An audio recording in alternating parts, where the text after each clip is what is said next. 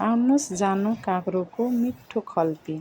मैले पहिला नै धोएर काँक्रोलाई सुकाइसकेर त्यसलाई पिस पिस गरेर काटेँ। बाटामा पहिला नै मैले अचार बनाएको थिएँ। काँक्रोको लागि हेर्नुहोस् मसलाहरू यो चाहिन्छ।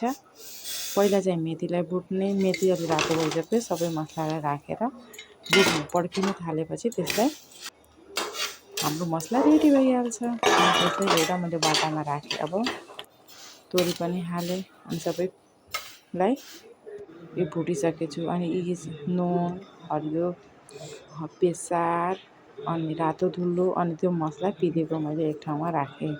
अनि यसलाई मिक्स गर्ने। नुन त्यो बेसारहरू राखेको थिएँ त्यो मिक्स गरेँ। मसला अलिक बढी भएकोले मैले अलि झिकेँ।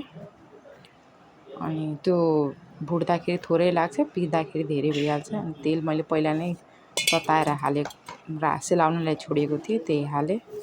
अनि मजाले मुछ्ने, त्यो भित्रसम्म जाने गरी मुछ्ने।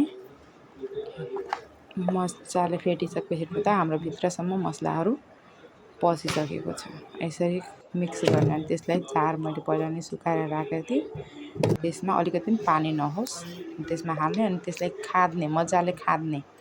तेल पनि मिसाएँ। बाँकी मैले अलिक थोरै तेल राखेको थिएँ, त्यसलाई माथिबाट राखेँ। अनि अब ढक्कन चाहिँ बन्द गरिदिने। यसलाई बन्द गरेर 10 दिन जतिको लागि छोड्ने। हेर्नुहोस् त 10 दिनको लागि छोड्ने। 10 दिनपछि हेर्नु त हाम्रो अब अचार रेडी छ।